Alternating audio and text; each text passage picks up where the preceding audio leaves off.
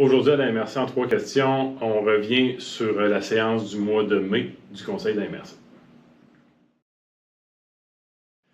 Chantal, le Conseil de la MRC a entériné la création future d'une instance de concertation avec le milieu scolaire. Peux-tu nous expliquer davantage ce que c'est cette nouvelle instance-là?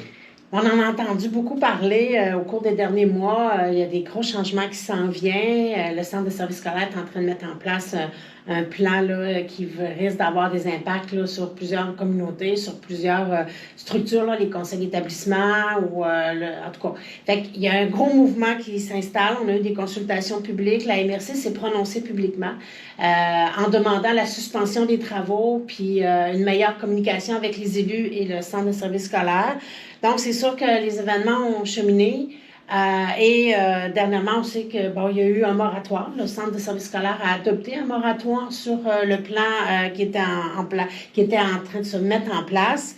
Et la MRC, on a pris une initiative de discussion avec le Centre de services scolaires, donc une instance de concertation qui serait mise en place. On est vraiment dans la logistique de mise en place, mais dernièrement, c'est ça, le Conseil, lors de la dernière rencontre, a décidé d'aller de l'avant vers cette instance-là, de mieux établir les paramètres, dans le fond, de cette concertation-là et revenir en créant un comité là, qui va vraiment avoir des discussions pour faire des échanges, pour être capable de mieux comprendre les enjeux réciproques, de mettre en place des projets aussi peut-être qui vont permettre aux deux instances de bien cohabiter dans le milieu, parce qu'on le sait, hein, les liens sont très étroits entre les centres de services scolaires, les bâtiments aussi du centre de services et des municipalités. Plusieurs municipalités utilisent les bâtiments et il y a des échanges comme ça qui se font entre. Donc, c'était vraiment important cette cohabitation-là. Fait que nous, on veut travailler là-dessus. Fait que c'est dans ce contexte-là que en tout cas, on souhaite mettre en place là, cette instance de concertation. Ensuite, au niveau du comité administratif, il y a eu une décision qui a été prise relativement à des études, des travaux préliminaires par rapport à l'hébergement au parc régional de Val-d'Irène. Oui, bien, ça fait plusieurs années, on sait, on a fait la construction d'un nouveau chalet, puis évidemment, juste à côté, il y a un gros bâtiment d'hébergement qui est là. Il y a quand même une utilisation intéressante de ce bâtiment-là, mais malheureusement, il faut aussi voir qu'il y a beaucoup d'amour à donner au bâtiment. Fait que la MRC, avec la corporation aussi, la corporation de gestion du parc régional, on discute beaucoup, on essaie de réfléchir à ça. Puis on sait que quand il y a des opportunités financières pour construire ou pour permettre la mise en place d'un nouveau bâtiment, par exemple, ben c'est important d'être déjà préparé. Fait que on a décidé de faire un carnet de santé. Il y a je dirais, peut-être là 2 ans, là, à peu près, mais bon, on a eu ce carnet de santé-là. Je pense que rénover, on a pris la décision de ne pas rénover, de vraiment regarder pour la construction d'un nouveau bâtiment. Donc, on est sur ce projet-là. Et dans le cadre de ce projet-là, ben justement, là, on va voir, il y a des choses qui vont il y a un sondage qui va apparaître, il y a des choses comme ça. Il y a un comité qui a été mis en place de réflexion en collaboration avec la MRC et la corporation, dans le fond.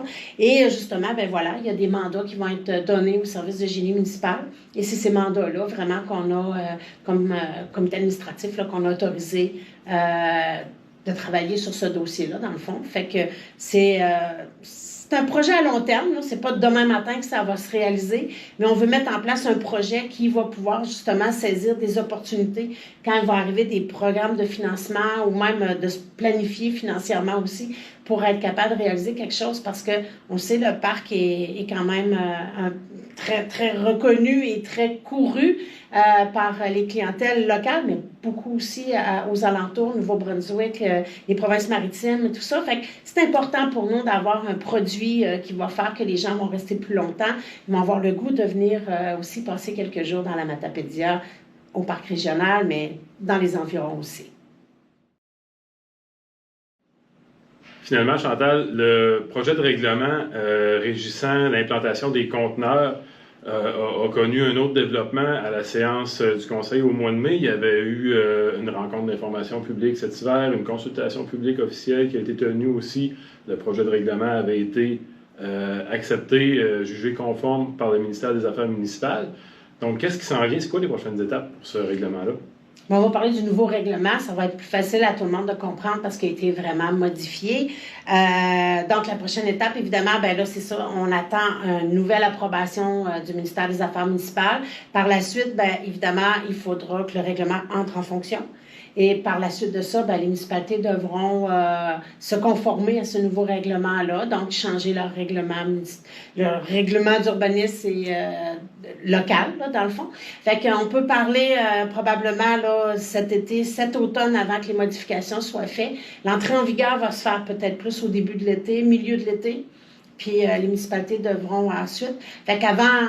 On pense qu'on peut logiquement penser que peut-être que pour 2026, fin 2025, début 2026, là, il y aura peut-être des choses qui vont changer dans les communautés.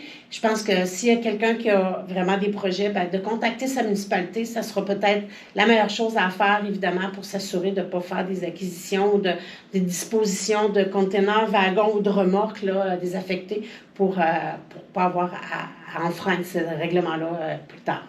Donc, sur le site Internet de la MRC aussi, il y a de la documentation au niveau, le règlement lui-même est présent. Il y a un document explicatif aussi qui avait été mis en ligne au moment des activités publiques de cet hiver. Donc, les citoyens peuvent s'y référer au besoin pour en savoir plus. Donc, ça conclut. Merci beaucoup, Chantal. Puis, on se revoit dans les prochains mois pour d'autres suivis du Conseil.